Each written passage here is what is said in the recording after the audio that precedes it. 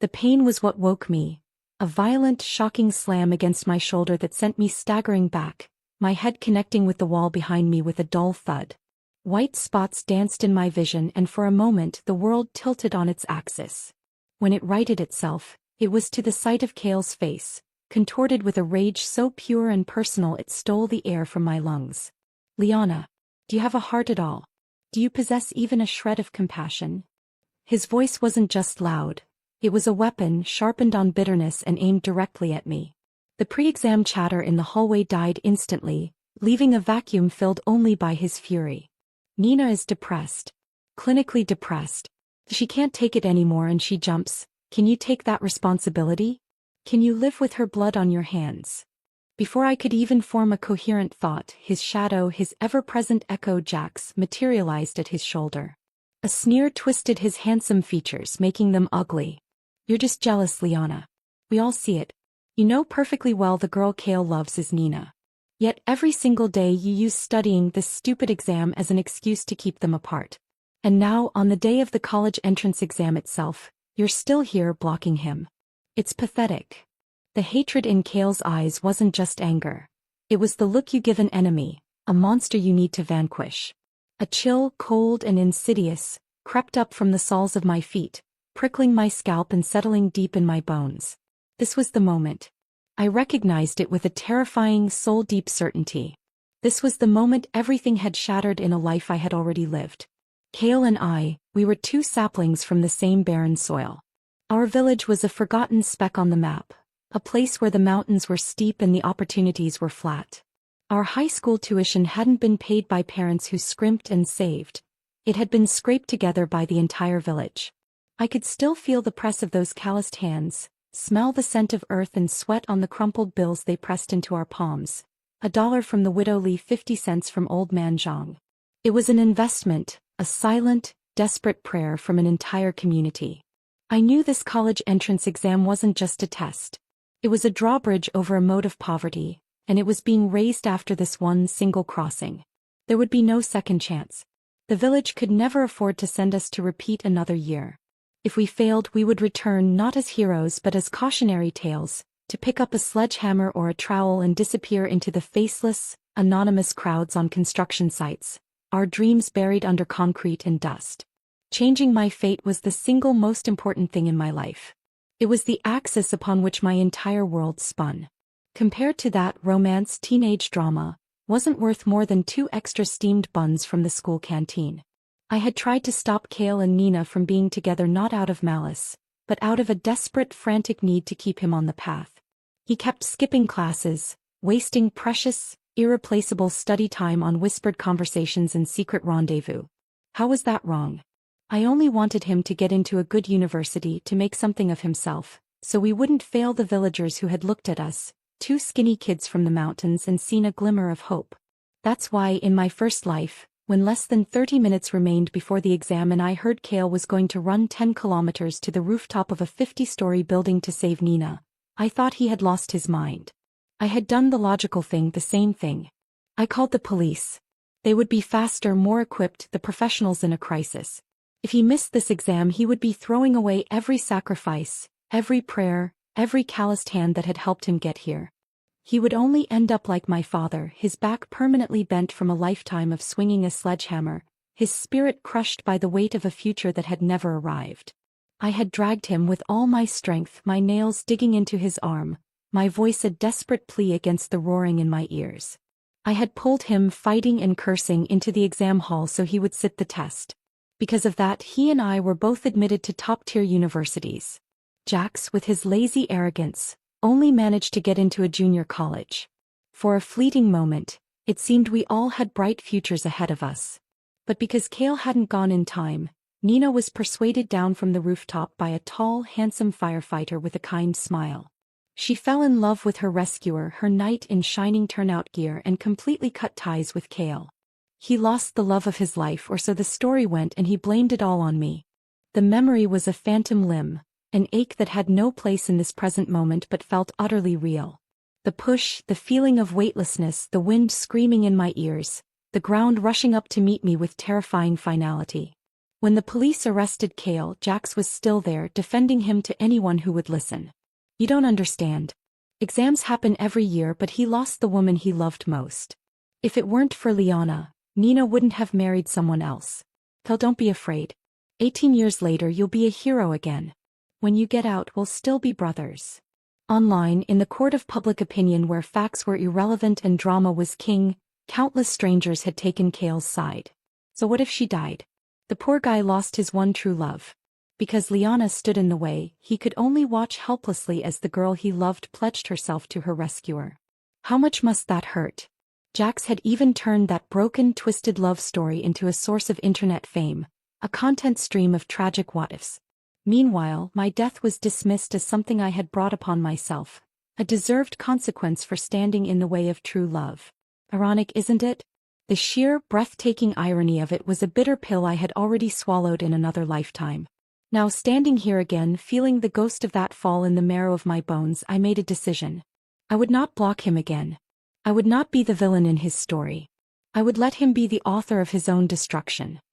He saw the change in my expression, the fight draining from my eyes, replaced by a weary resignation. He misinterpreted it as surrender to his superior logic. He smiled, a slow, smug curve of his lips that didn't reach his cold eyes. Makes sense. Exams come every year, but once love is gone, it's gone forever. Beaming now as if he had just won a great victory, he swore, "Don't worry, Liana. The rooftop where Nina is, it's less than 10 kilometers away. I'll save her and be back in time. Just don't tell the village chief or anyone else or you'll be sorry." The threat was casual, but the intent behind it was as sharp as a blade. Our high school wasn't even ranked in the city. What did second in the grade on a mock exam matter? The college entrance exam was a nationwide single-log bridge, a brutal competition with millions of students, not a contest within one insignificant school. Even Kale, in some deep hidden part of himself, knew how absurd it was to run off and save someone right before the test, which is why he didn't dare let the village elders find out. But his arrogance was overflowing, buoyed by juvenile invincibility. He thought he could defy physics, traffic, and time itself. He forgot about the exam day gridlock, the agonizing wait for elevators in a skyscraper, the time it would take to persuade a distraught Nina to come down. He forgot the unbreakable rule. Once 15 minutes passed after the start of the exam, no one would be allowed into the test hall. Now, with less than 30 minutes left, he had no transportation. Where was he supposed to find all that time? In his dreams, apparently. I nodded, my expression one of helpless defeat. "I'm going into the exam hall," I mumbled, turning away. Jax, standing nearby, was quick to intervene, playing his part to perfection. "Kale, take my phone. You go save Nina. I'll be in the exam hall waiting. I'll check the route for you, keep you updated." Without a second thought, without a single moment of critical reflection, Kale grabbed Jax's phone and ran, a sprinter bursting from the blocks. As he fled, he sent a voice message, his voice breathless with dramatic urgency. "Nina, wait for me. I'm coming right now. Don't do anything stupid." While a river of anxious, focused students flowed relentlessly toward the exam hall, Kale was a single frantic fish swimming upstream, against the current of his own destiny. At that moment, I knew with a painful, crystalline clarity that our lives had split into two diverging roads, running in opposite directions toward irrevocably different futures. What surprised me, a detail that hadn't been in my first life memory, was that Jax, that sycophantic shadow, didn't go with him. In the past, whether it was skipping class to go to the internet cafe or sneaking off to meet Nina at the city square, the two of them had always been a package deal, a duo of mischief. Jax and I entered the exam hall side by side. The air was thick with the smell of nervous sweat and sharpened pencils. He suddenly gave me a smirking look, his voice dropping to a low, venomous whisper meant only for my ears. "I have to admit, I thought you'd stop that idiot. I thought you'd physically restrain him, keep him from running to his precious Nina." He leaned infinitesimally closer. "You and Kale, you both disgust me." His words landed not like a slap, but like the prick of a needle injecting a paralyzing toxin. I stared at him, my pen freezing in my grip. The pieces of a puzzle I hadn't even known I was solving began to click together in my mind with terrifying speed, forming a picture of such calculated malice it made me feel nauseous. "What?" I whispered, my voice hoarse. "What do you mean by that?" It was as if some sinister thread inside my brain had suddenly connected all the strange, unreasonable details of the past year. Cale, accidentally, sneaking out at night and bumping into Nina, who was being harassed by thugs. A scene straight out of a bad drama. The two of them falling in love at first sight, becoming instantly, obsessively inseparable. Jax always there, always covering for Cale, even encouraging me to skip classes to live a little. But I had my eyes only on the prize, on the books that were my ticket out, and I kept telling them not to cut class, that it was a slippery slope. Whenever I said that, the two of them would exchange a look, a mocking, secretive glance that I had dismissed as them thinking I was a bore. Forget her. Don't hang around with a bookworm. All she knows is studying. Acts like someone's mom. Nags even worse than mine. Let's go play. Don't take her along. To help Cale and Nina, Jax had even given them his prized smartphone, the one his father had bought him as a reward for a decent test score, so they could chat on WeChat during class. Now, in the hushed, tense silence of the exam hall, with the proctors about to distribute the papers, Mark suddenly laughed out loud, a short, sharp sound that drew the attention of everyone around us. "You don't really think he's going to make it back, do you?" he said, his voice no longer a whisper but carrying a cruel, conversational tone. He was performing now, and I was his captive audience. His mock exam papers, the ones that placed him a steady number 2, he paused for dramatic effect, savoring the moment. I fed him the answers ahead of time. That idiot still thought he was smart. No wonder he kept skipping class, playing on his phone, and yet his ranking never dropped. That's because of me. I stared at him, my blood running cold, freezing solid in my veins. He had done it on purpose. It wasn't just petty jealousy. It was a long, deliberate campaign of sabotage. Jax looked thrilled at my horrified expression, at the dawning comprehension that must have been plain on my face. "Didn't expect that, did you? My old man's always yapping in my ear about how you two are outstanding, the top students, the hope of the school. If only you had half their brains, Jax. I want to see what his face looks like when his two precious star pupils both fail to get in." My dad will choke on his own words. Jax's father was our homeroom teacher, Mr. Thorne. A kind, dedicated, if somewhat stern man who often gave Cale and me extra lessons on weekends, who had kept us at his house for dinner and tutoring, who saw in us the potential his own son seemed to lack. I'd heard him scolding Jax more than once, his voice heavy with disappointment. "You're dumb and lazy, Jax. If only you had half their brains, I'd be satisfied. Those two can definitely make it into a top-tier university. They can be bold in filling out their applications.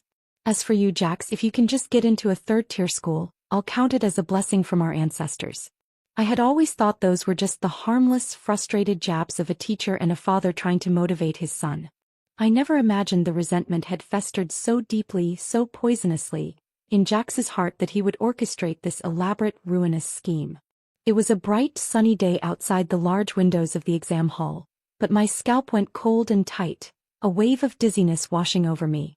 I never would have thought that the classmate who had sat next to me for 3 years, who had shared snacks and complained about homework, could harbor such calculated, venomous hatred.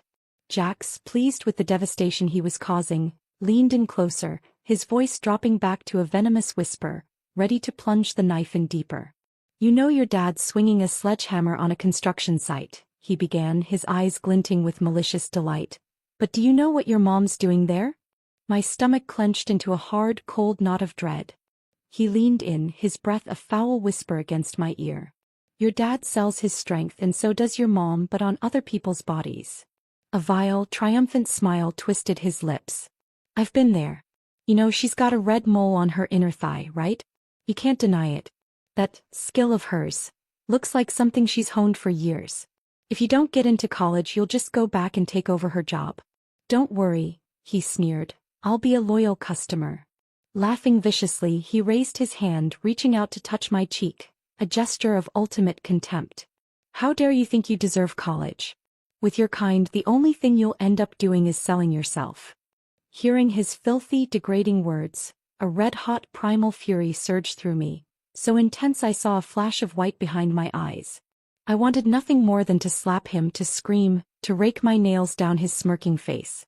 But I forced myself to take a deep, shuddering breath, my hands gripping the edge of the desk until my knuckles turned white.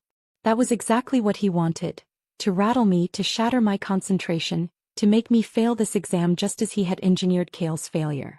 I could not let him win. I took another breath, studying the wild, surging storm of my emotions, pressing down the fury that boiled inside me like a volcano. I ignored him. I turned my gaze forward, toward the blank test papers the proctor was now placing on each desk. I knew all too well that the more you respond to a creature like him, the more excited and relentless he becomes. He knew he couldn't score well himself, so his only victory lay in dragging those around him down into the mud with him. Yet every filthy word, every cruel action, only proved one thing, that he was desperate. He was a small, pathetic creature trying to dim the light of others because he had none of his own. The bell signaling the start of the exam rang, a sharp, clear sound that cut through the thick tension in the room. I inhaled deeply, and with that breath, I swept away all distractions. The betrayal, the fury, the chilling revelations about Jax's true nature. I built a wall in my mind, and on the other side of it I locked everything out. There was only the test paper before me. After the last mock exam, I had meticulously gone over every mistake I'd made, every conceptual misunderstanding, filling a whole notebook with corrections and revised strategies. Now it felt as if that divine preparation guided my pen. Question after question I knew the answers, my mind a clear, calm lake perfectly reflecting the knowledge I had worked so hard to acquire. Suddenly noise drifted in through the open windows. Shouts, a commotion, a rising wave of sound that was out of place. Many students around me turned to look, their concentration broken, their necks craning towards the windows. But I kept my head down, writing, my hand moving steadily across the paper. I would not be distracted. I had fought too hard to get here. Then I heard it. Unmistakable even from a distance. Kale's voice, desperate and panicked, ringing out from the direction of the school's main gate. I'm a test taker. I was only a little late. Please let me in. I was saving someone. Ask the police. They're the ones who brought me back here. But the proctor's voice was firm, cold, and utterly final. No. It's already more than 20 minutes past the start. You can't go in. The rules are absolute. Try again next year. Kale's cry that followed was a raw, guttural sound of utter despair. It was the sound of a future shattering into a million irreparable pieces. Then Nina's voice trying to soothe him, but her words were all wrong, laced with a scorn that made the situation worse. If they won't let you take it, then don't. Look at me. I didn't even go to high school and I'm still living. What's the big deal? Did you really think someone from a little place like ours could turn into a golden phoenix? If you want to study, we'll just repeat the year next time. Her tone then turned sharp, dismissive. Crying and making a scene here. What a shameful display. But Kale's voice carried only a desolate, hopeless despair that seemed to swallow the entire world. It's over. Everything's over. My parents will kill me. Repeat? How could I ever have the chance to repeat? The village, they'll never. On the podium, our head proctor banged his desk with a heavy textbook. Everyone. Focus. Mind your own papers. This is the college entrance exam. The sounds from outside faded, but the echo of Kale's ruin lingered in the air, a haunting specter at the feast. I kept writing, my resolve hardening into diamond with every stroke of my pen. Knowing Jax's poisonous thoughts and having just witnessed the direct result of his machinations, I could already guess what would come next. The narrative would be twisted. The blame would be laid at my feet just as it had been in my previous life. I was in the city for the exam with no parents around to protect me. I didn't even have a phone to call for help. I was vulnerable. I didn't dare take the risk. If Kale, unhinged by his loss and egged on by Jax's whispers, decided to seek revenge, he could break my hands, tie me up, ensure I never made it to the next day's exams. After experiencing life and death once, I had to prepare for the worst. I could not afford to gamble with the future I was so painstakingly writing back into existence. The plan began to form in my mind, cold and precise. I knew exactly where I needed to go for safety. I knew exactly who I needed to call to plant a seed of truth. The first battle, the exam, was nearly over. The second battle, the battle for my very survival, was about to begin. The final bell of the first exam day was a release, a collective exhalation of breath from hundreds of students. I stayed seated for a long moment after the proctors collected the papers, carefully organizing my pens, letting the initial rush of bodies subside. My mind was not on the chemical formulas I had just balanced or the essays I had written. It was on the chemistry of survival. Jax's venomous confession and Kale's very public downfall were a volatile mix, and I had no intention of being caught in the explosion. As I stepped out of the hall and into the river of chattering, relieved and anxious students, my senses were on high alert. I scanned the crowd, my body a tightly coiled spring. And there they were, just as I'd feared. A little island of turmoil near the main gate. Kale, his face a thundercloud of fury and devastation, his hands shoved deep into his pockets, clenched into white-knuckled fists. Jax was talking to him in a low, urgent murmur, a puppeteer adjusting his strings. And Nina stood slightly apart, her arms crossed, a strange, almost satisfied look on her face that didn't match the tragedy of the moment. I ducked my head, using the taller students as a shield, and changed direction, slipping down a side corridor. I wouldn't be going back to the cheap, shared dormitory the school had arranged. Instead, I walked with purpose, my footsteps sure on the familiar route I had mentally mapped out during the exam. 10 minutes later, I stood before the local police station, a solid, reassuring building of pale concrete with a bright national emblem hanging over the door. This was my fortress. Taking a deep, steadying breath, I pushed the heavy door open and approached the front desk. A middle-aged officer with kind, tired eyes and the competent air of someone who had seen everything looked up from his paperwork. "Can I help you, young lady?" His voice was a low rumble, devoid of impatience. "Uncle," I began, my voice deliberately small, laced with a fear that was only half feigned. "My name is Liana. I'm here for the college entrance exams. But I have nowhere safe to sleep tonight." His brow furrowed, etching deeper lines into his forehead. "What's the matter? Where are your parents? Your classmates?" This was the story I had prepared, a careful blend of truth and strategic omission. "I'm from a mountain village, sir. I came alone. My classmate, the one who was late and missed the exam today, he blames me for it. He and his friends were waiting for me after the exam. They looked like they wanted to hurt me. I heard them say my name and they were so angry. I'm scared to go back to the dormitory. I didn't mention the knife I suspected Kale might be carrying. That would come later if necessary. For now, I needed sanctuary, not a full-scale investigation that could destabilize me before the final, crucial exams." The officer, his nameplate said Captain Reed, studied my face. He saw the genuine terror I couldn't fully hide, the dust on my worn-out canvas shoes, the simple faded clothes that spoke volumes of my background. He let out a long, soft sigh, the sound of a man who knew the world could be a cruel place, especially for those with no one to watch their back. "You can't rest well on a chair in the waiting area," he said finally, his voice gentler now. "We have a spare room in the back, usually used for lost children or material witnesses. It's not fancy, but it has a cot and a lock on the door. You can stay there." Relief washed over me so powerfully my knees felt weak. "Thank you, Uncle Reed. Thank you so much." He waved off my gratitude as if it were a bothersome fly. "Have you eaten?" I shook my head. In the turmoil, I hadn't even thought about food. He nodded and disappeared into a back room for a moment, returning with a styrofoam box. "Here. It's just from the canteen, but it's hot." I opened the box. Inside was a generous portion of white rice, stir-fried greens glistening with oil, and a large braised pork chop. My mouth watered. Meat was a luxury I enjoyed maybe once a week. This simple, honest meal felt like a feast fit for an emperor. "Thank you," I whispered again, my voice thick with an emotion I couldn't name. As I ate, the reality of my situation settled in. The warm food in my stomach, the solid walls around me, the presence of law enforcement. I was safe. For now. "Uncle Reed," I said after swallowing the last delicious bite. Could I make a phone call? I need to let someone know I'm safe." He smiled, a genuine, kind smile that reached his eyes. "You want to let your parents know, right?" "Of course. Go ahead." He gestured to the phone on the desk. I didn't dial my parents' number. They were a day's journey away on a remote construction site with no phone access. Their worry wouldn't help me and my call would only terrify them. I also didn't call the village chief. He was a good man, but he was old and far away. He couldn't protect me from the immediate physical threat. Instead, my fingers, trembling slightly, dialed the number I knew by heart. My homeroom teacher, Mr. Thorne. Jax's father. The phone rang twice before he picked up, his voice harried. "Hello? Mr. Thorne speaking."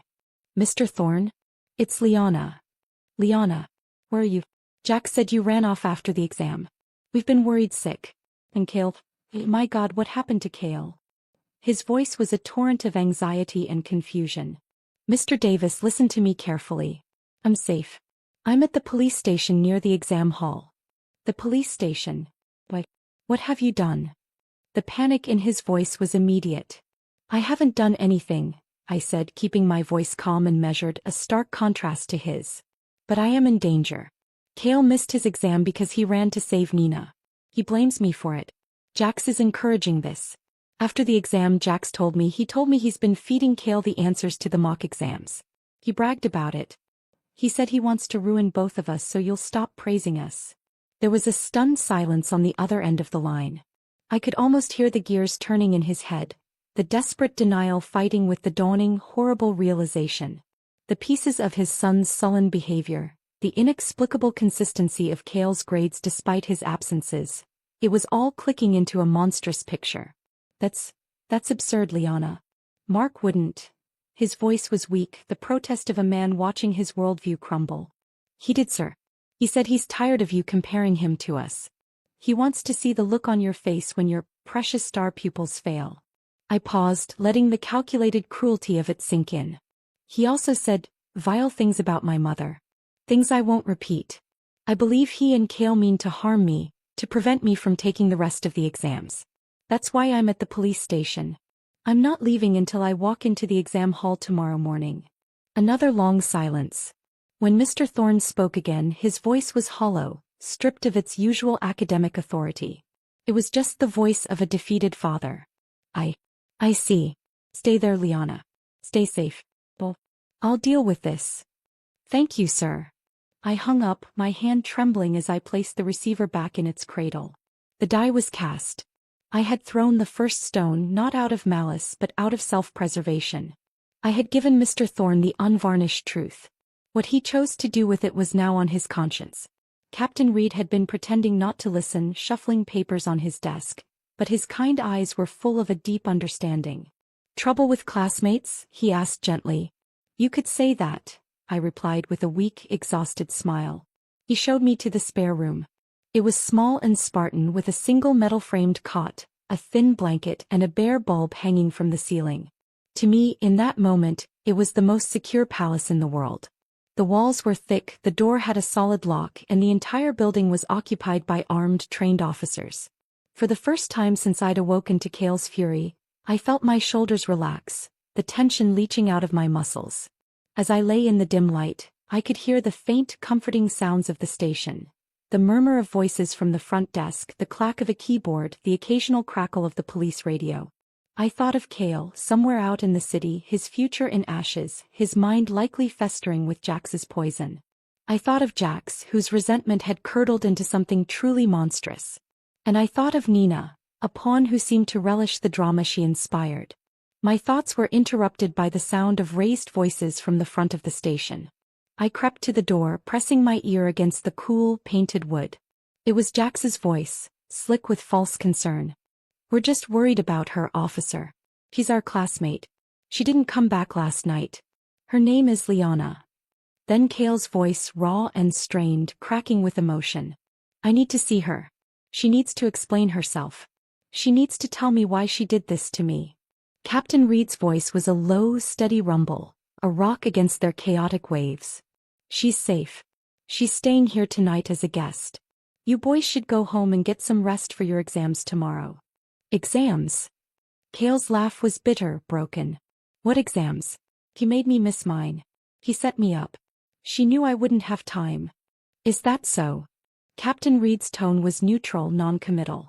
The report I heard was that you chose to leave the test center of your own volition, despite knowing the rules and the time constraints. She calculated it. This was Jax, jumping in, his voice laced with righteous indignation. She's good at math. She knew he wouldn't have enough time. She admitted it to me. She said their village is too poor to support 2 college students, that she was jealous of Cale. She wanted to be the only one from our village to make it. I felt a cold knot tighten in my stomach, a sickening dread. The lies were already being woven, the narrative constructed to make me the envious, manipulative villain. They were laying the groundwork, poisoning the well of public opinion just as they had in my previous life. Then I heard a third voice, soft and laced with fake trembling guilt. Nina. Officer, I'm so sorry. It's all my fault. Liana told me that if I just kept Kale from taking the exam he'd always stay with me. I only did it because I loved him too much. I didn't know how important the exam was. It's all Liana's fault. He just wanted to steal Kale's spot as the top scorer. The audacity of it, the perfect, poisonous alignment of their stories, took my breath away. They were a chorus of lies, their voices harmonizing to paint me as a jealous, scheming witch. I could picture Kale's face, his eyes turning bloodshot with renewed rage, his fists clenching.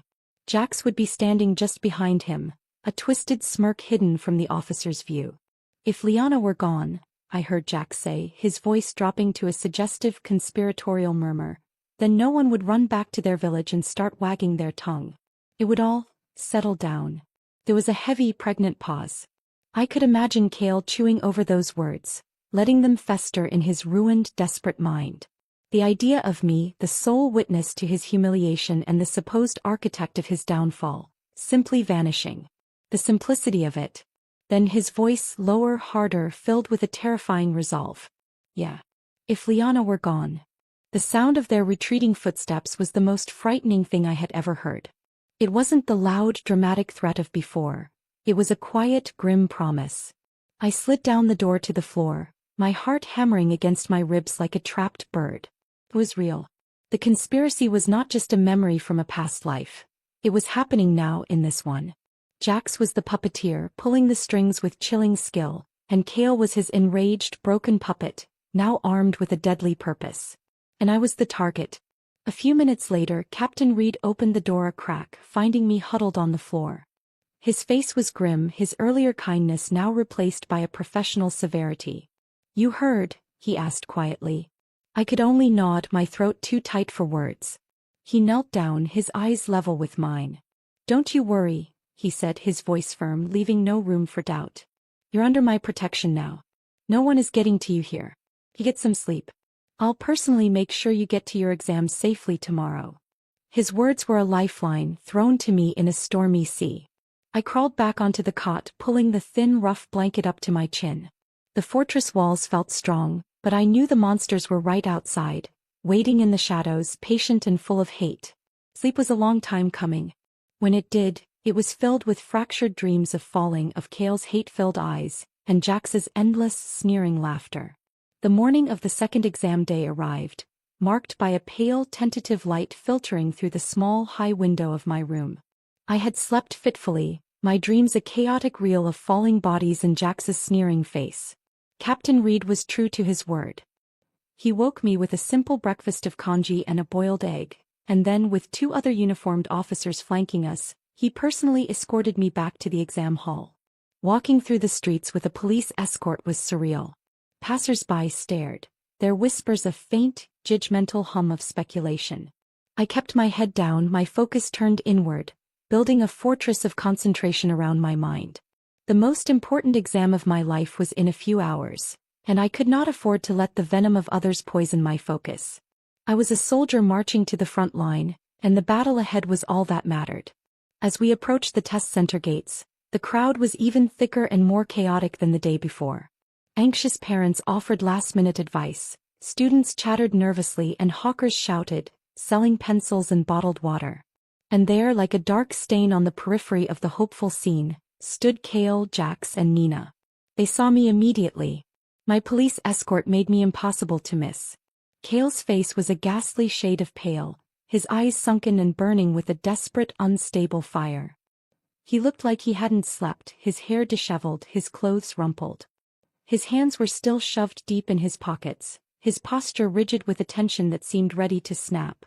"Liana," he called out, his voice cutting through the crowd's murmur like a shard of glass. "Come here." Nina stood beside him, putting on a masterful performance of sweet, wounded concern. "Liana, where did you run off to last night? Kale worried about you so much he couldn't sleep." As she spoke, my eyes, sharpened by fear, caught faint, reddish marks on her neck, barely visible above the collar of her shirt. My blood ran cold. Had Kale, in his frustrated, impotent rage after failing to find me, Taken it out on her last night? The thought made me feel sick. Jax stepped forward, playing the part of the reasonable, exasperated peacemaker to perfection. Yeah, we looked everywhere for you. My dad told me to take care of both of you. Even if you didn't come back to sleep, you should have at least said something. You can't just disappear like that. His words were a masterstroke, designed to sway the crowd and paint me as the irrational, problematic one. Immediately, whispers rippled around us, turning the curious stares into frowns of disapproval. What's a girl doing not going back with her classmates at night? Running around with who? The police? What kind of trouble is she in? Someone like that, why even bother with the college entrance exam? Just wasting the country's resources. The public shaming, the subtle destruction of my character had begun. This was their strategy. Isolate me, destroy my reputation, and let the court of public opinion deliver the first blow.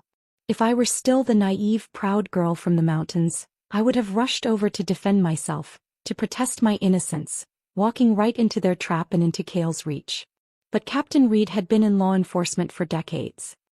He saw through the performance in an instant, his eyes missing nothing.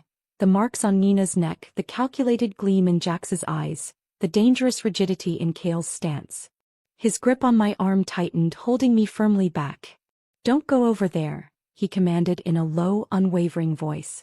In the next second he moved with a speed and decisiveness that belied his age.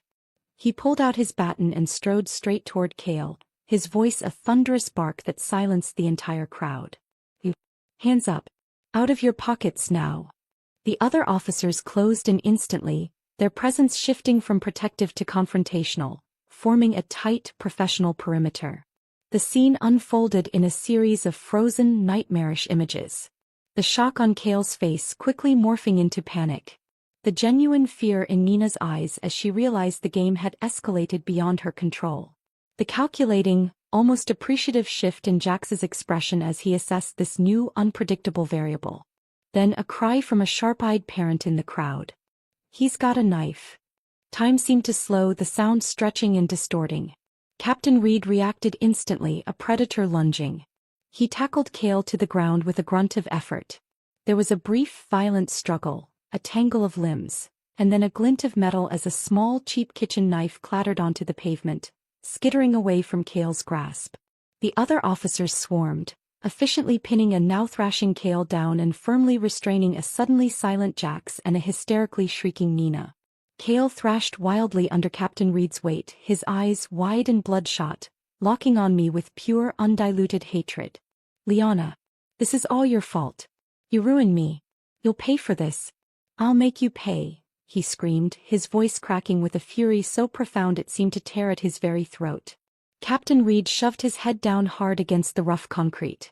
"Calm down," he roared, the authority in his voice absolute. Jax, once restrained, fell completely silent, his mind doubtless whirring, recalculating his plans in the face of this catastrophic failure.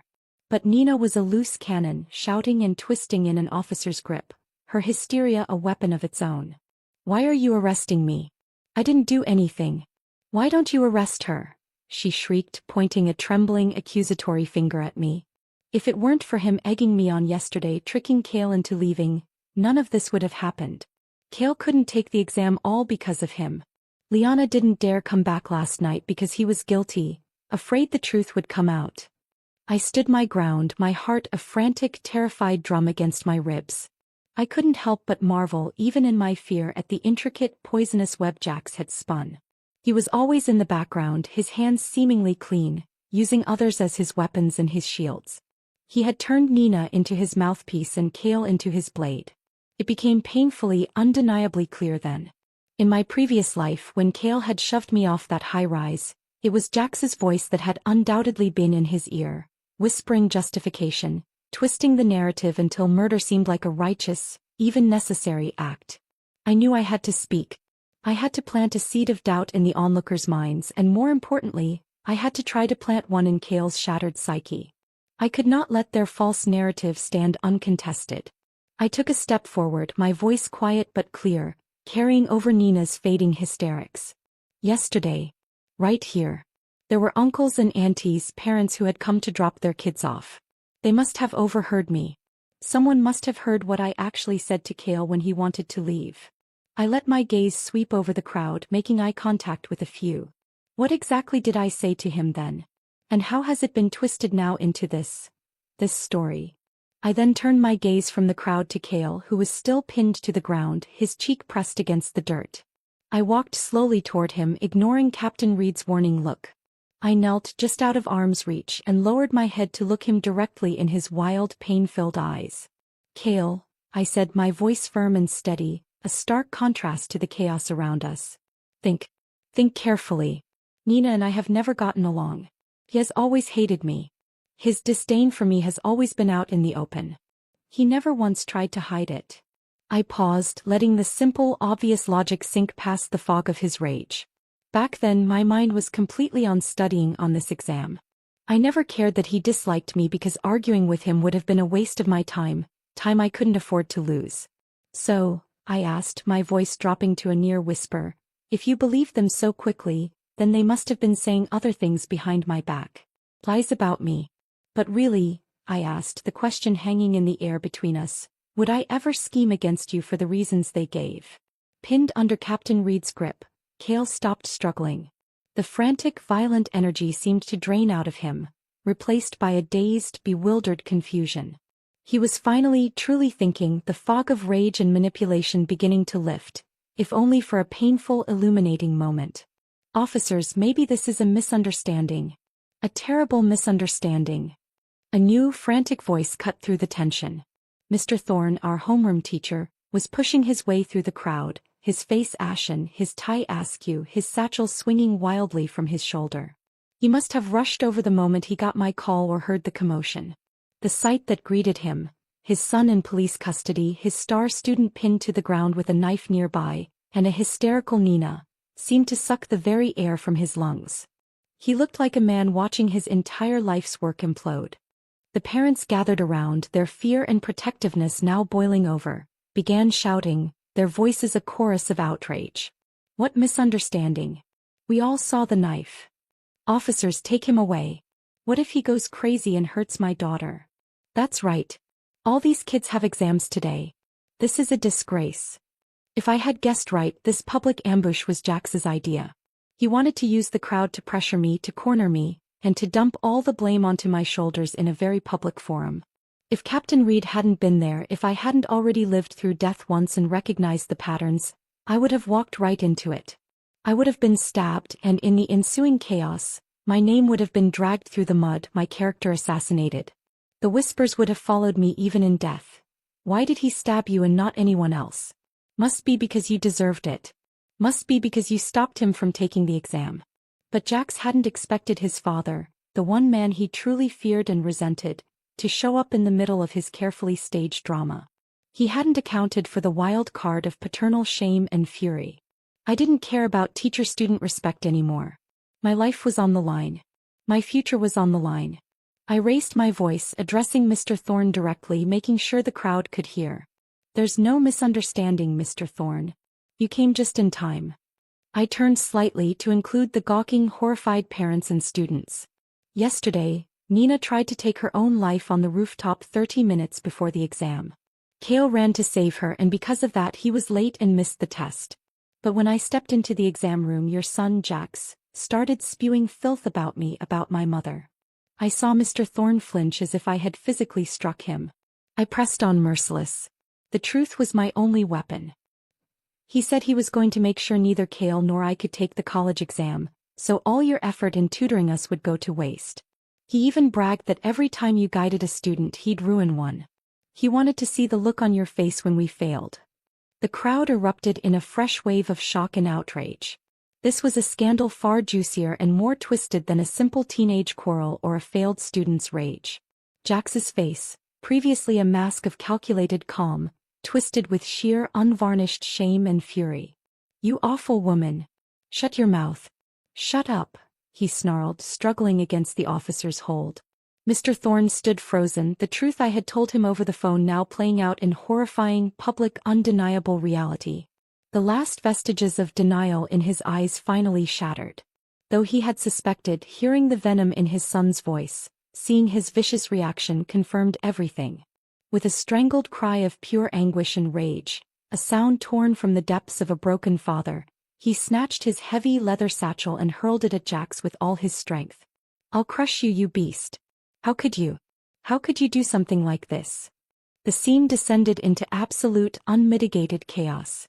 Captain Reed, worried the commotion would affect the thousands of other students trying to enter the exam hall, immediately handed a now subdued and broken-looking Kale over to other officers and grabbed the hysterical Mr. Thorne by the arm. "Stop it. That's enough. Don't affect the rest of the test takers. If you want to talk, we'll do it down at the station. Everyone clear the area." The gates to the exam hall were open. Students were streaming in, casting wide-eyed, terrified glances at the dramatic scene unfolding at their doorstep. I knew my role in this act was over. I had survived the ambush. I had spoken my truth. No matter how big the storm raged outside, nothing was more important now than the exam. It was my anchor, my purpose, my way out. I turned my back on the chaos, on Mr. Thorne's grief, on Jax's impotent fury, on Kale's utter devastation, and walked through the gates. The noise faded behind me, replaced by the solemn, focused silence of the examination center. I found my seat, arranged my pens on the desk, and took deep, calming breaths, forcing my racing heartbeat to slow, my trembling hands to still. The proctor began handing out the test papers. The outside world, with all its pain and betrayal, ceased to exist. There was only the paper, the questions, and my future. I picked up my pen. The second battle had been won. The final one was beginning. The final bell of the last exam rang, its shrill tone a definitive full stop. A collective, exhausted sigh seemed to ripple through the hall. It was over. The 2-day crucible was complete. I laid my pen down carefully, my fingers stiff and cramped. I felt hollowed out, a vessel drained of all the knowledge, fear, and determination I had poured into the test papers.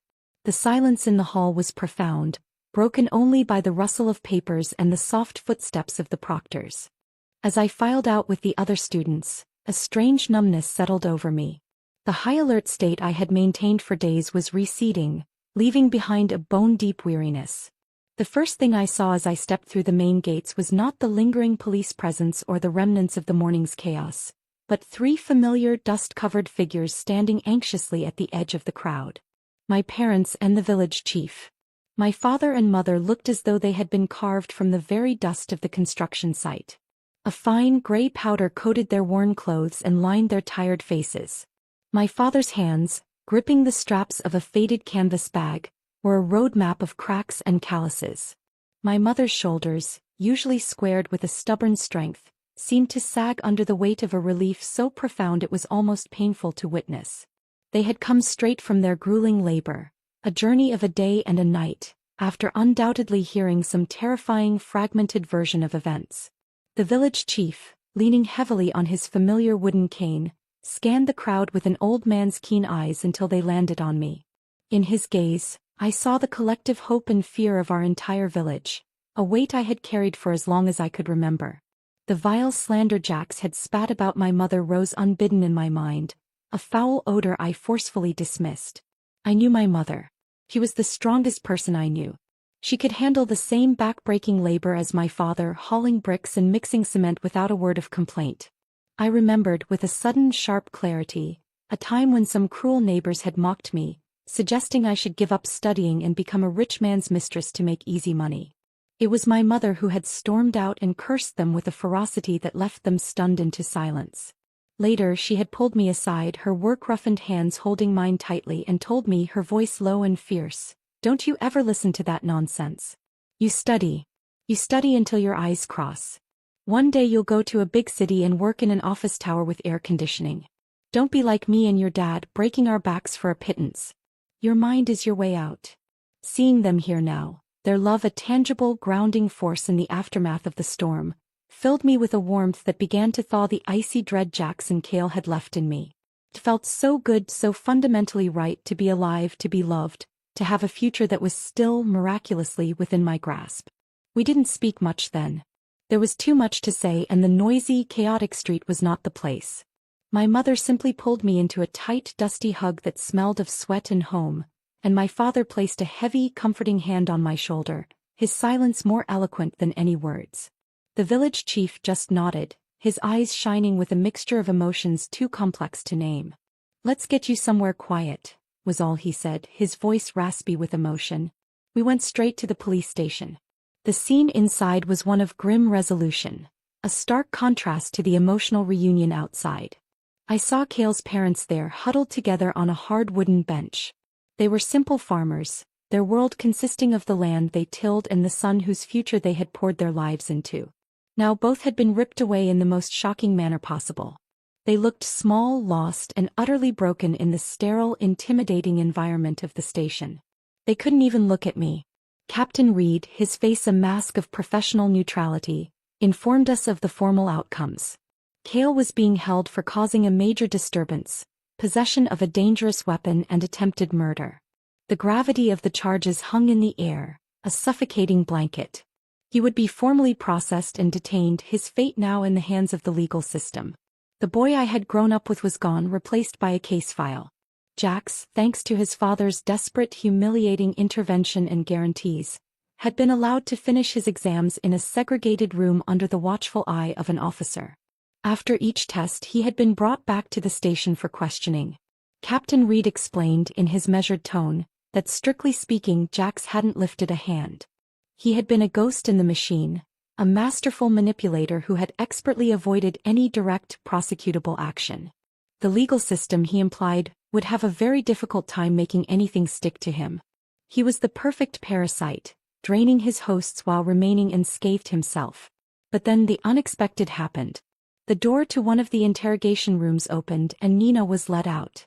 Her eyes were red-rimmed and puffy, but they blazed with a sudden, frantic energy. They landed on Cale, who was being formally processed at a desk, his head bowed. With a shriek that tore through the station's procedural quiet, she launched herself at him, her hands clawing at his face and arms like a wild animal. "Don't you dare. Don't you dare slander Jax. He didn't do any of this. It was all you. You're the one who did everything." The officers pulled her back, but she was a feral thing, her composure utterly shattered, all pretense gone. "Officer, I want to file a report," she screamed, pointing a trembling, accusatory finger at Cale. "When I tried to commit suicide it was because he hurt me. He forced me. He's the monster." Cale froze, his body going completely rigid with disbelief. He stared at her as if seeing a stranger, a terrifying imposter who had stolen the face of the girl he thought he loved. "You told me you loved me," he stammered, his voice barely a whisper, a fragile thread of memory in the face of her hatred. "You said you wanted to be with me forever." But Nina's face was twisted with an open, visceral disgust, as if the very sight of him was repulsive. "Love you? Who would love a bookworm like you? A poor stupid mountain boy. You reek of sweat and failure. Every time I saw you I wanted to puke." The cruelty of her words was a physical blow, delivered with surgical precision. Cale recoiled as if struck, the last vestiges of his pride, his delusions, the entire narrative of his tragic love story, crumbling to dust around him. His parents, sitting on the bench, flinched, their faces masks of fresh pain. They were simple people. They didn't understand this level of malice. The village chief could take no more. He slammed his cane against the linoleum floor, the sharp crack echoing through the room like a gunshot. "Shameful," he roared, his old voice trembling with a fury that seemed to shake his entire frame. "You have disgraced yourselves. You have disgraced our entire village."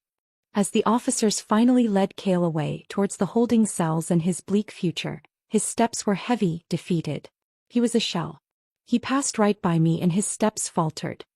He stopped and looked at me, and in his eyes was the hollowed-out wreck of the boy I had once known, the boy who had shared stolen fruit with me under the summer sun. "Liana," he said, his voice raw, scraped clean of all anger, leaving only a vast, empty regret.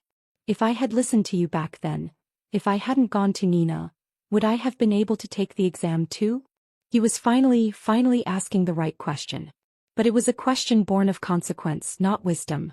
It was far, far too late. "I'm sorry," he whispered, the words sounding foreign on his lips. I never saw how malicious they were, wanting to destroy us. Luckily you didn't fall for it." A cold, clean anger rose in me, sharp and precise. I could not let him off that easily. He didn't get to play the repentant victim now that he was standing in the ruins of his own making. He didn't get to frame this as a tragedy that had happened to him, rather than one he had actively chosen at every turn. "Shut up, Cale," I said, my voice low and firm, cutting him off. "I would not offer him absolution. You can't blame anyone else for this. Not anymore. Blame yourself for letting your desire cloud your mind. You let your body control your brain. If you had listened to me and broken things off with Nina, if you had focused on what mattered, would you have turned your hatred on me? Would you be standing here right now?" He shook his head fiercely, desperate to explain, to find some scrap of redemption, to make me understand the puppet he had been. "No, never. No matter what, I could never hurt you. Not really. It was them, they. But the memory of my past life was a searing brand on my soul, more real than this moment. The feeling of his hands shoving me, the wind screaming in my ears, the ground rushing up. His tears now, his guilt, all of it felt no different than a crocodile's tears, shed only because he finally, truly understood the terrible, irrevocable price he was going to have to pay. "Liana, I was wrong. I really was wrong." "Then repent," I told him coldly, my gaze unwavering. "Go to prison and repent there." I turned my back on him. The conversation was over. There was nothing left to say. For now, the immediate physical threat to my life was gone. My parents, horrified by the near miss, had immediately scraped together money to rent a cheap, clean room for me near the test center for the duration of the exams, insisting I get proper rest away from the dormitory. When they found out I had spent the previous night at the police station, they and the village chief went to thank Captain Reed profusely. My dad, a man of few words and immense pride, even tried to press 15 yuan, a significant sum for them, into the captain's hand for the boxed meal. Captain Reed refused gently but firmly, closing my father's hand around the money. "Absolutely not. Taking this would be wrong. It's just a meal, nothing more. You keep that." My dad, his face a picture of stubborn gratitude, kept trying to shove the money into the captain's pocket until I gently pulled his hand back. "Then thank you, Uncle Reed," I said, my voice full of a gratitude that went far deeper than words could express. "Thank you for everything." Mr. Thorne was also at the station, a broken man. His face was drawn and haggard, and he had aged a decade in a single day. He didn't say a word to me, his entire world reduced to the catastrophic failure of his son and the ruin of his own reputation. The bond between us, teacher and student, had been severed completely, cut by the twin blades of his son's malice and his own willful blindness. The next morning, with my parents and the village chief forming a protective phalanx around me, I walked into the exam hall for the final day of tests. I felt their strength at my back, a living bulwark against the world. I finished the last exam with the same focused intensity, the final barrier between the past and the future I was determined to claim.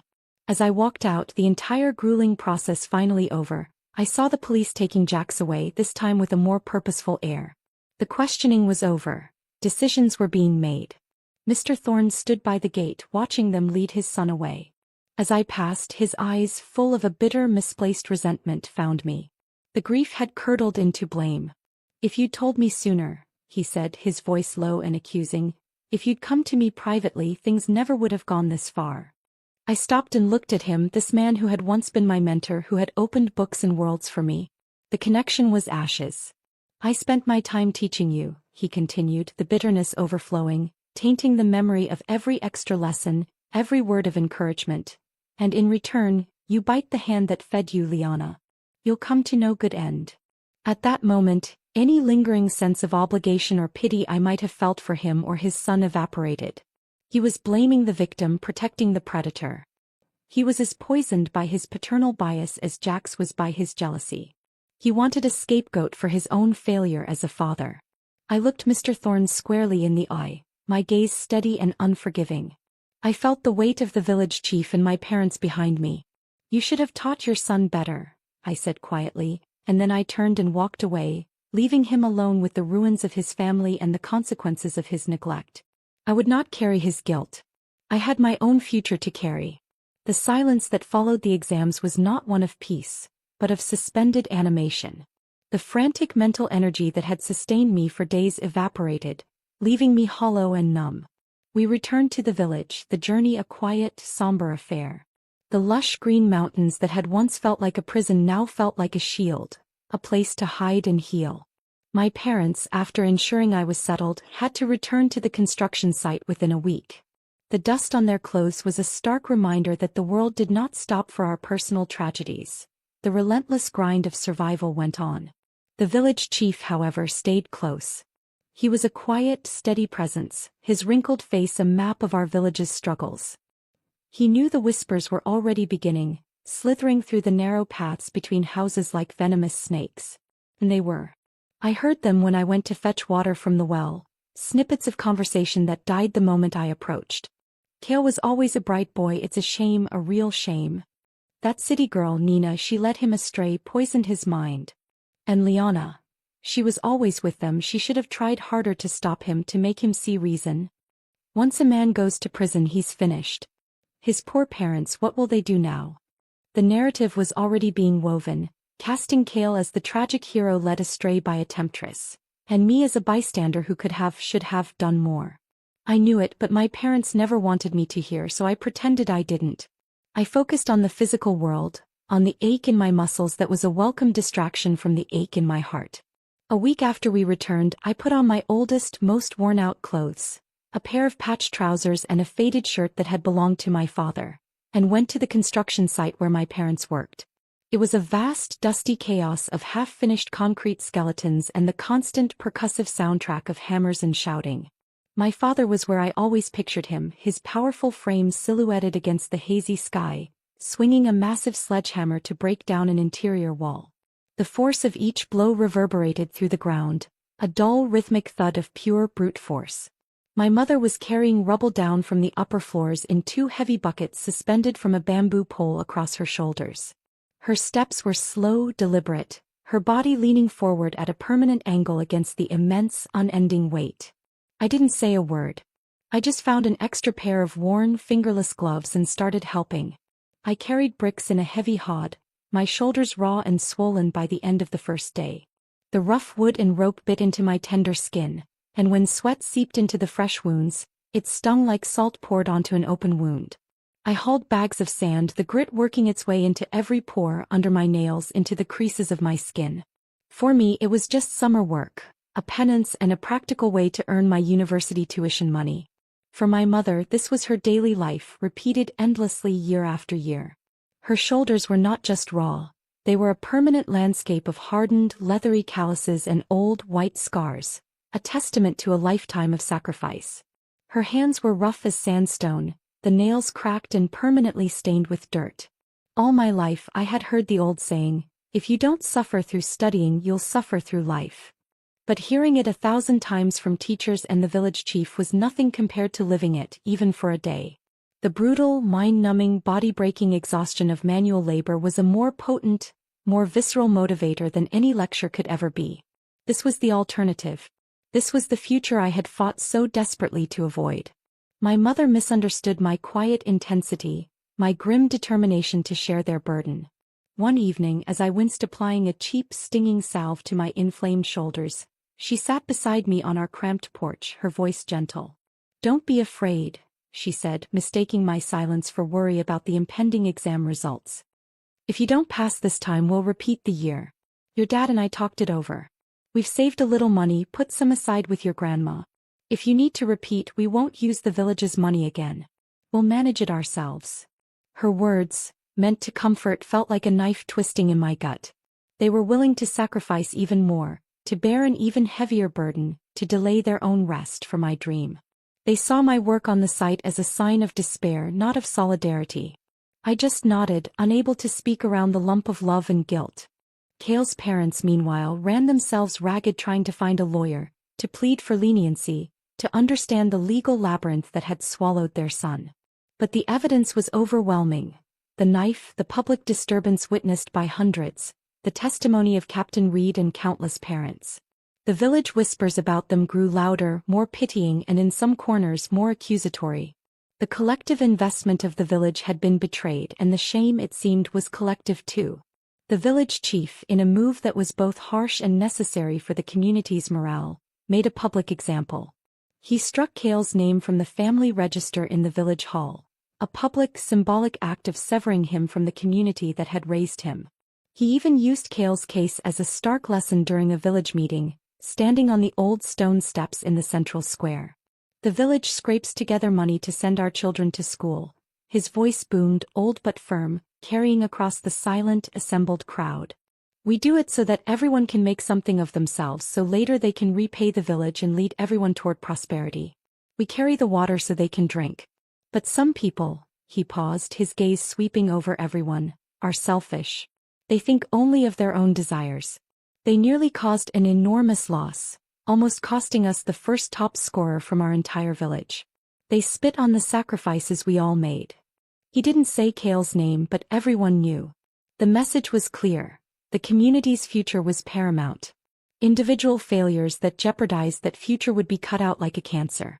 It was brutal, but it was the survival logic of a place with no margin for error. Then the day arrived. The university admission letters were being delivered. I was at the construction site, covered in a fine layer of gray dust, my shirt soaked with sweat, hauling a heavy bucket of mortar when the village chief came running. He was usually so measured, so dignified, but now he was sprinting, his face flushed with an emotion I hadn't seen on him in years. Unbridled, explosive joy. Liana, it's here. Your score. You. He was gasping for breath, bending over with his hands on his knees, unable to form the words. I stopped, the heavy bucket dropping from my hands with a thud. The world seemed to slow down. What is it, uncle? He straightened up, his eyes wide, tears tracking through the dust on his cheeks. 748. You scored 748 points. You are the provincial top scorer. The Zhuangyuan. The news exploded through our sleepy, dusty mountain village like a string of firecrackers. It was more than anyone had dared to hope for. The acceptance letter hadn't even arrived yet, but within days representatives from the top universities in Beijing and reporters from major provincial media outlets were already winding their way up the treacherous, bumpy mountain roads. Even a senior government official came in person, his sleek car a bizarre sight in our dirt-poor village. Our small, humble home, with its packed earth floor and fading posters on the wall, was suddenly the center of a universe I never knew existed. Well-dressed men and women in sharp suits and clean shoes stood in our dusty courtyard, making promises that sounded like something from a fairy tale. Student Liana, take a look at our university's prospectus. Tuition and housing are completely free. Meals are covered too. And every semester there's a guaranteed scholarship of at least 10,000 yuan. One recruiter from a prestigious tech university promised, his voice smooth and persuasive. In my previous life, I hadn't achieved such a stellar score. I had only just reached the cutoff for the top universities, a hard-won victory nonetheless. But this time, after each exam and my second chance, I had meticulously copied down every single mistake, analyzing every conceptual error, drilling the correct answers into my mind until they were as familiar as my own heartbeat. That relentless, almost obsessive focus, born from the searing knowledge of what true failure felt like, had yielded an unimaginable result. Amid the flurry of handshakes and photographs, the officials asked if I had any difficulties, any needs. This was my chance. This was the moment I could pay back a fraction of the debt I owed. I told them about our village, our small, forgotten corner of the world without even a primary school. I described how children, some as young as 6, had to ride their bicycles for 20 kilometers over rugged, dangerous mountain paths to the nearest big village to study. I spoke of the isolation, the lack of opportunity. To prosper, we must first build roads, I said, my voice clear and steady, carrying over the crowd of villagers and officials and the clicking cameras. And we must build a school, a proper school, so that the children from our village can study safely, close to their families. So that no child has to risk their life for an education. In front of the media's gaze, the officials, beaming with the positive publicity, gave their word on the spot. They pledged to fund the road, a proper paved road, and to build a new modern primary school. They even awarded me a special provincial stipend and a large, bright red banner of commendation, which the village chief immediately and proudly hung in the most prominent place in the village hall, right next to the faded portrait of a national leader. In the end, after careful consideration, I applied for the finance program at Tsinghua University. It felt like the right tool, the precise instrument I needed to one day help not just myself, but my entire village, to understand the flows of money and opportunity that had always bypassed us. The day I was to leave for Beijing, the entire village gathered to see me off. The gossip about Kale had vanished, completely erased by a collective pride so potent it was almost a physical thing, a warmth you could feel in the air. I was no longer just Liana. I was their Liana, the one who had put our forgotten village on the map. They pressed gifts into my hands, hard-boiled eggs, homemade pickles, carefully folded bills, their faces alight with a hope that was now, finally, attached to a tangible reality. My parents, beaming with a pride that seemed to erase years of weariness from their faces, personally accompanied me on the train to Beijing. It was their first time leaving the province. As the old, green-painted engine chugged its way out of the mountains, my mother, sitting beside me, gossiped about the final fates of those who had tried to drag us down, her voice a low murmur against the rhythm of the tracks. Kale was sentenced to 10 years, she said, her voice holding no malice, only a sort of weary sadness. Mr. Thorne resigned. No one would have him as a teacher after that. He's been running around trying to get a lighter sentence for Jax, but it's not looking good. The instigation is hard to prove. She shook her head in disapproval. And that Nina girl. She leaned closer. She got pregnant. No one knows for sure who the father is. His family took him to a small back-alley clinic to deal with it. Word of it spread like wildfire. His reputation is ruined. No decent family will have him now. I listened, but the news felt distant, like a story about people I had never really known. They were ghosts from a past life, their dramas and downfalls no longer having any power over me. They were cautionary tales. I was the new chapter. When the train finally pulled into the vast, overwhelming cacophony of Beijing Station, I stepped onto the platform and was struck by a wave of sensory overload. The sheer scale, the deafening noise, the dizzying pace of life.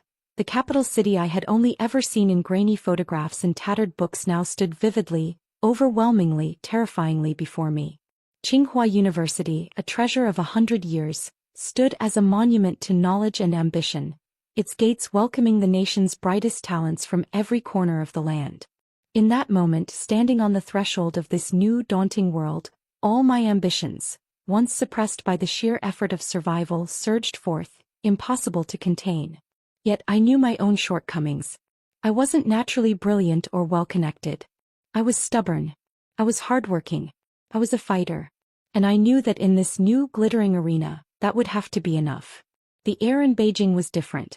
It tasted of coal dust, ambition, and the frantic, pulsing energy of 20 million lives colliding.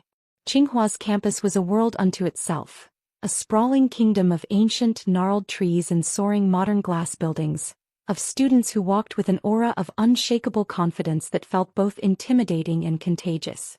For the first few weeks, I felt like a fraud, a simple mountain girl who had stumbled into a palace by accident. My clothes were cheap and plain, my accent marked me as an outsider from a backward province, and the casual references my new classmates made to international travel, fine dining, and luxury brands were a language I didn't speak. But I had my stubbornness. I had my hunger. While others went out to explore the city's vibrant nightlife or joined clubs and social circles, I stayed in the library, its quiet, scholarly hum a familiar comfort. I poured everything into my studies and into competitions. Math modeling, economic debates, financial case studies. I completed every assignment from my professors with a meticulousness born from the knowledge that my place here was a miracle, paid for by the sweat of my parents and the collective hopes of my village. I couldn't waste a single second. Every moment of relaxation felt like a betrayal of those who had lifted me up. Maybe it was luck, or perhaps it was this relentless, almost grim drive, but in my junior year, my stern but fair finance professor, impressed by my performance in his class and my competition results, recommended me for an internship at one of the city's top venture capital firms, Apex Capital. It was a brutal, hyper-competitive environment, a glass and steel hive where money was a living, breathing entity and decisions worth millions were made between sips of expensive espresso. I was a small, insignificant cog, assigned to a project group focusing on emerging tourism trends. My manager, a sharp, perpetually busy woman in her 30s named Ms. Anya Sharma, explained the thesis during a morning meeting in a conference room with a stunning view of the smoggy city skyline.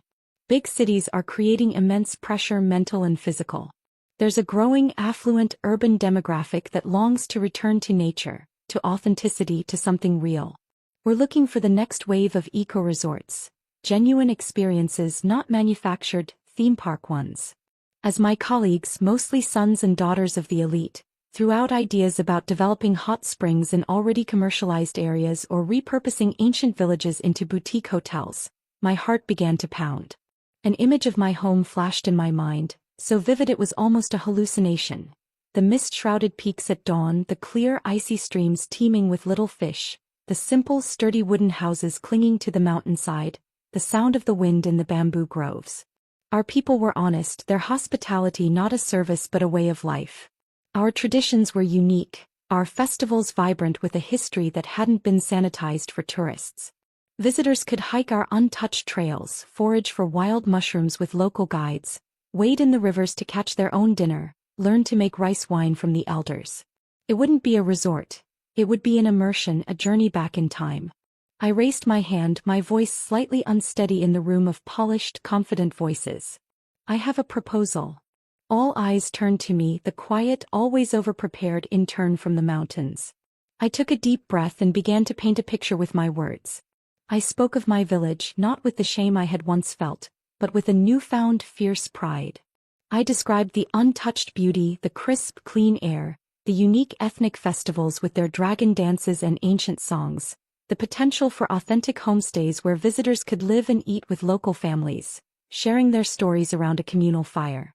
The people are simple and honest, I said, my voice growing stronger, more assured. We have a culture that hasn't been packaged and sold yet. It's raw, real. It could be a truly unique, high-end eco-resort model that offers something no one else can, genuine connection. Ms. Sharma was silent for a moment, tapping her expensive pen on the glass table. Her expression was unreadable. It's a compelling narrative. The untouched angle is strong, and the authenticity is a valuable selling point in a saturated market. She looked at me, her gaze analytical, dissecting. Draft a proposal. Initial market analysis, potential ROI, logistical challenges, community engagement strategy. Let's see if the numbers hold up to the poetry. That very night I didn't sleep. I sat in my tiny shared dorm room, the city lights blinking like a field of cold stars beyond my window, and drafted the proposal. I channeled all my academic training, all my intimate lifelong knowledge of the land and its people into the document. I ran financial models, analyzed tourist demographic data, outlined sustainable development plans. It wasn't just a business plan. It was a lifeline, thrown back towards the home I had left behind. I called the project Peak Harmony. The next morning I slid the printed document onto Ms. Sharma's desk. She read it in silence, her expression giving nothing away. Finally she looked up. This is surprisingly thorough. The community-based model is smart. It mitigates risk and enhances the authentic experience. The company has been looking to invest in underdeveloped regions as part of a new government-aligned initiative. It's good PR and good business. We'll schedule a site inspection.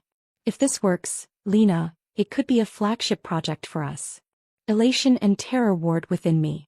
It was one thing to dream, to use my home as an abstract concept in a business proposal. It was another to have a corporate giant like Apex Capital turn its powerful, calculating gaze upon the quiet, fragile reality of my village. I immediately called the village chief. His voice, crackling over the poor connection, was initially confused, then stunned, then ecstatic. They're coming here? City investors? To invest? Lena, is this real? Is this truly happening? It's real, I said, my voice trembling with the magnitude of it. We need to prepare. Clean up the main paths. Have the best cooks prepare a meal, our local specialties. Choose a few elders who can speak clearly about our traditions and history. We need to show them our best face, our true face. Not a performance but our real life at its best. If this project worked, it would change everything. It would rewrite the future of our village. My parents wouldn't need to travel far for backbreaking, temporary construction jobs. The other villagers wouldn't need to migrate south to work in anonymous, soul-crushing factories. The children, my little cousins and the neighbors' kids, wouldn't be left behind anymore, raised by grandparents while their parents worked 1,000 miles away. Instead, everyone could come home. They could set up small stalls selling local crafts and food, offer guiding services, open their homes to tourists, perform our traditional music and dances. The money would flow into the village, not out of it. It would be a circular economy of our own making. This was the dream the chief had always harbored but never dared to articulate so clearly. He had hoped we would go out into the world and succeed. But this meant we could all return and succeed together. We could prove that our home had value beyond the timber that could be chopped down or the minerals that could be dug up. A few weeks later, I traveled back to the village with the inspection team from Apex Capital, Ms. Sharma and 2 senior analysts, both of whom looked deeply skeptical about the long, bumpy journey. The trip felt different this time. I was no longer just a student returning home. I was a conduit, a translator between 2 vastly different worlds. The village had transformed. The paths were swept clean, colorful hand-stitched banners were hung between houses, and the air was thick with the mouth-watering smell of roasting sweet potatoes, smoked pork and festive anticipation. The villagers looked at me with a new kind of respect, a hopeful awe, as if I were a magician who had conjured this opportunity out of thin air. During the tour, as Ms. Sharma questioned the chief about land rights, water sources and infrastructure with a sharp, professional focus, I slipped away for a moment. A group of my old schoolmates, their faces now weathered by sun and hard labor, had organized a small impromptu reunion in my honor at one of their homes.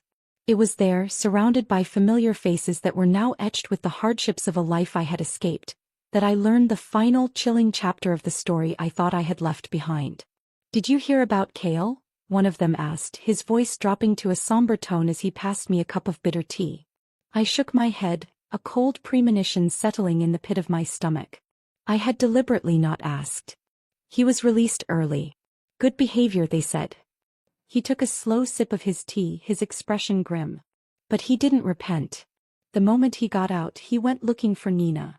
Nina, I was told, had long since been married off to a middle-aged truck driver from a neighboring county, a match of convenience and desperation. She was 8 months pregnant with his child. The moment Kale saw her, my classmate continued, his voice a hushed, horrified whisper, he didn't say a word. He didn't shout or accuse. He just walked up to her and ended her life. They said his last words to her were, "You ruined my life. Why should you get to live well? Didn't you say you loved me? Then come with me to hell. Let's be a pair of doomed lovers down there."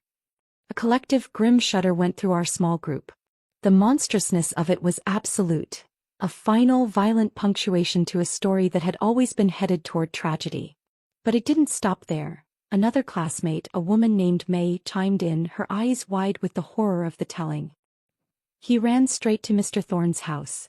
He blamed the teacher for everything. The one he hated was you, wasn't it? If you hadn't cursed him and beaten him all the time, why would he have put all the blame on me? You deserve to pay for this too." She paused, swallowing hard. "He dealt with both him and his wife. Right there in their own home." My blood ran cold, freezing in my veins. Mr. Thorne, for all his final betrayal of me, for his willful blindness, had been a dedicated teacher once. He had opened doors for me. The image of him and his wife, victims of the very monster his own son had helped create and nurture, was too horrifying to fully comprehend.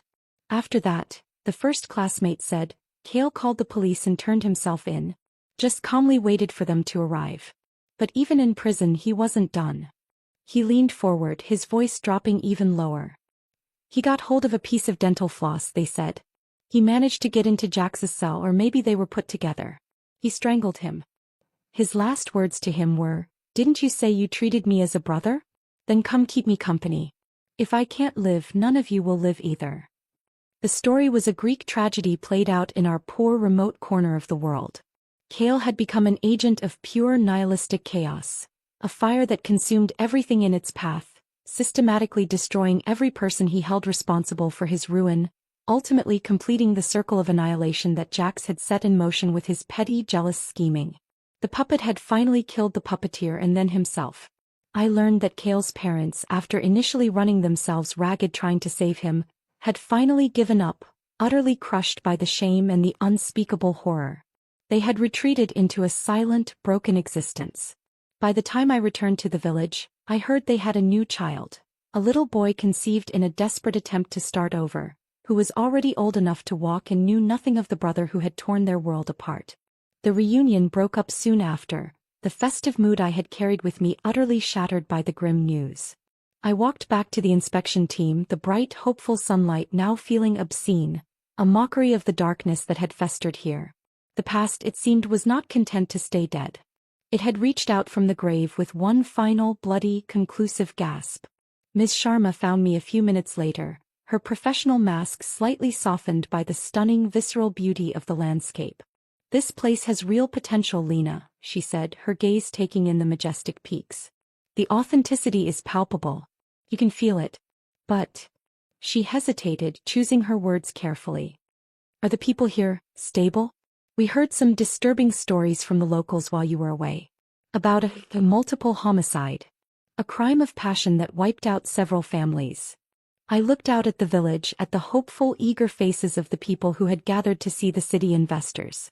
I thought of Kale, a black hole of resentment that had ultimately consumed everything around him, and of Jax, the cunning spider who had woven a web that ultimately trapped and killed him.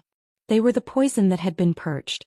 "The people here are resilient, Miss Sharma," I said, my voice steady, pushing the horror aside, locking it away in a deep, dark corner of my mind. This was about the future now. They have endured much. They have seen the very worst that can happen when hope turns to poison. And they are still here.